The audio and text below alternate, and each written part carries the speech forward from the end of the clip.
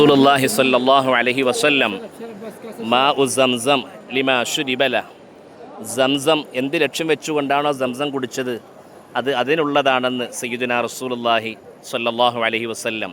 പരിശുദ്ധമായ ഹറം ലക്ഷ്യമാക്കി വരുന്ന ഹാജി കഅബ ഷരീഫിന് ചുറ്റും തവാഫ് ചെയ്താൽ, പിന്നീട് മഖാമ ഇബ്രാഹിമിൻ്റെ ബാക്കിൽ 2 റക്അത്ത് നിസ്കാരം നിർവഹിക്കുകയും ചെയ്താൽ പിന്നീട് സുന്നത്തുള്ളത് സംസം വെള്ളം കുടിക്കലാണ്.